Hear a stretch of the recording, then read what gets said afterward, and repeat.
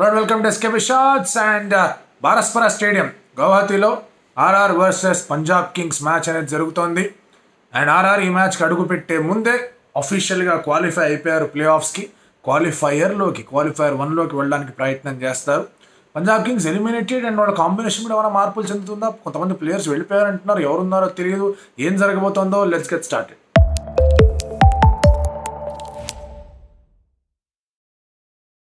ఈ మ్యాచ్లో మీరు అబ్జర్వ్ చేస్తే ఆర్ఆర్కి ఆ 18 పాయింట్స్ రావడమే ప్రధానమైన లక్ష్యంగా ఉంటుంది.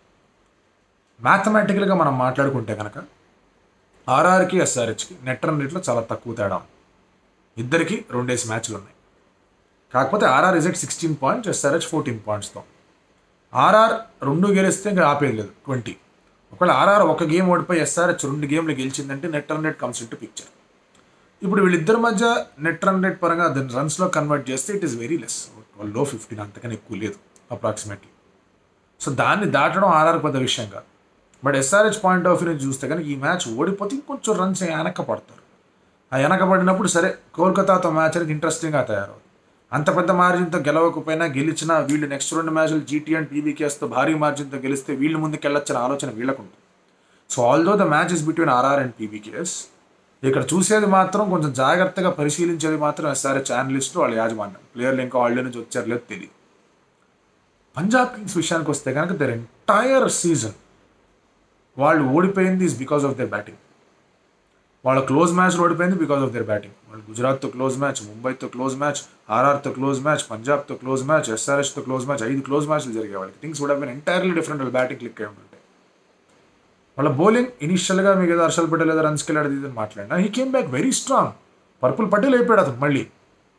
హర్షదీప్ సరే రన్లకి వెళ్తున్నాడు కానీ వికెట్లు తీస్తున్నాడు. బ్రార్ బాగా వేస్తాడు. రాహుల్ చార్ ఇనిషియల్గా 2-3 మ్యాచ్లు సరిగా 3-4 మ్యాచ్లు డ్రాప్ చేశారు. దెన్ హీ కేమ్ బ్యాక్ ఒక టాప్ స్పిన్నర్ అయ్యాడు. వాళ్ళ బౌలింగ్ ఎక్కడ కూడా they did not let them down. 1-2 మ్యాచ్లు అయి ఉంటుంది, ప్రతి టీంకి అవుతుంది. బట్ కన్సిస్టెంట్గా వాళ్ళని లెట్ డౌన్ చేసిన వాళ్ళ బ్యాటింగ్. సో ఒక్క మ్యాచ్లో వాళ్ళు చెన్నైని ఓడించడం చెన్నైలో, అలాగే కోల్కతాలో ఓడించడం దే డిడ్ వెల్, అందులో డౌటే లేదు. They did absolutely well. కానీ మళ్ళీ మీరు అబ్జర్వ్ చేసుకోండి వాళ్ళు ఎందుకు ఏ విధంగా స్ట్రగుల్ అయ్యారంటే, ఒకవేళ శశాంక్ సింగ్, ఆశుతోష్ లేకుండా ఉండుంటే వాళ్ళు జీటీతో అక్కడికి వెళ్ళినా కూడా ఓడిపోయేవాళ్ళు. That was a close win వాళ్ళకి. అండ్ అలాగే వాళ్ళకి హైదరాబాద్తో కూడా అంత క్లోజ్గా తీసుకొచ్చేవాళ్ళు కాదు. కోల్కతాకి అగేన్స్ట్గా శశాంక్ ఆడకపోతే అయిపోయేది మ్యాచ్ అక్కడ. ఆశుతోష్ లాస్ట్ 2-3 మ్యాచ్లో సరిగ్గా ఆడట్లేదు. Yes, it is visible. But Shashank is playing well, బాగా ఆడుతున్నాడు. అండ్ ఇప్పుడు ఇంగ్లాండ్ ప్లేయర్ అందరూ వెళ్ళిపోతున్నారు. ఐ థింక్ వీళ్ళు ఇంకా వెళ్ళలేదు అనుకుంటా. వీళ్ళు మ్యాచ్ అయిన తర్వాత వెళ్తారనుకుంటా, if I'm not wrong. So Bairstow and Sam might be there. Livingstone already వెళ్ళిపోయాడని ఏదో వార్త చూశాను. సో శామ్ ఉన్నాడు, ఆ తర్వాత జానీ బెర్స్టో ఉన్నాడు. So Jonny Bairstow, Prabhsimran Singh, Rossouw becomes a much more important player. దానికి కారణం ఏంటంటే అతను మంచి పొటెన్షియల్ చూపించాడు లాస్ట్ 3-4 మ్యాచెస్లో. ఆర్సీబీతో మ్యాచ్ బాగా ఆడాడు. ఇన్ఫ్యాక్ట్ మీరు అబ్జర్వ్ చేసుకుంటే కనుక there have been some nice matches. కానీ ఏం జరుగుతోంది ఇక్కడ అంటే కనుక క్రూషియల్ మ్యాచెస్లో if he can deliver big Rilee Rossouw, Punjab కింగ్స్కి చాలా గట్టి సపోర్ట్ అనేది లభిస్తుంది. ఆర్ఆర్ విషయానికి వచ్చేస్తే బట్లర్ ఇస్ గాన్. బట్లర్ వెళ్ళిపోయాడు కాబట్టి వాళ్ళు opening combination go for a toss.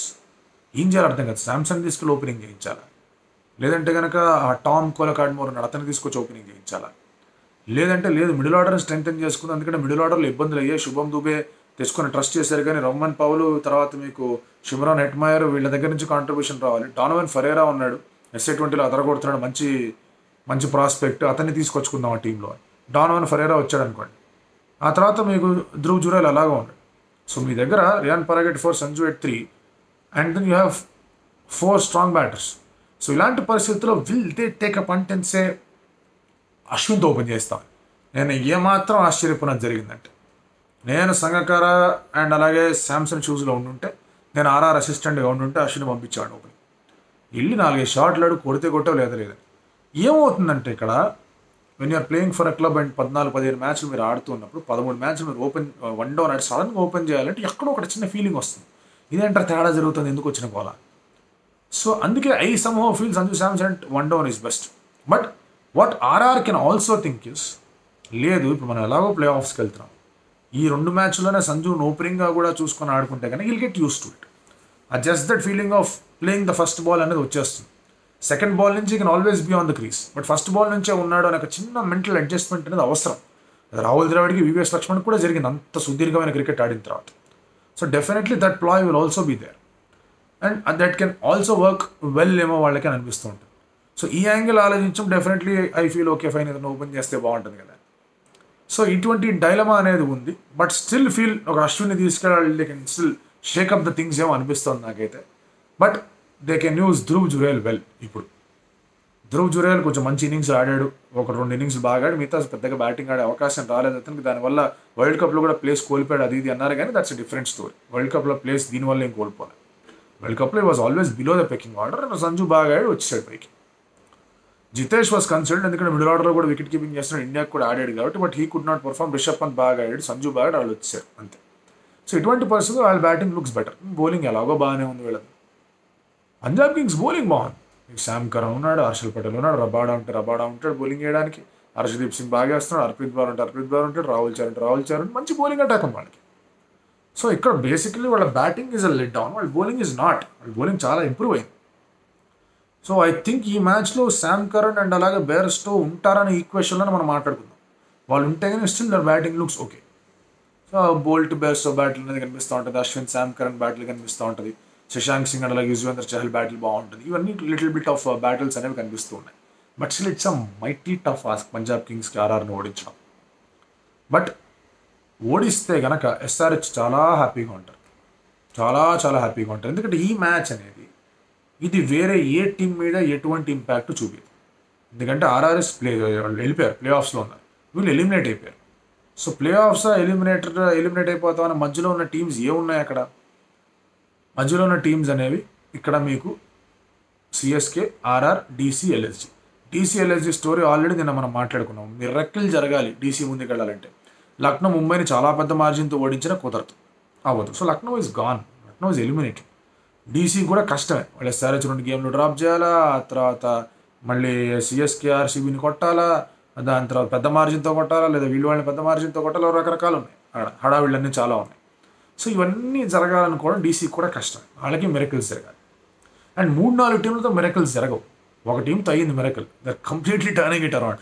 3-4 టీంలతో అవ్వడం చాలా కష్టంగా ఉంటుంది.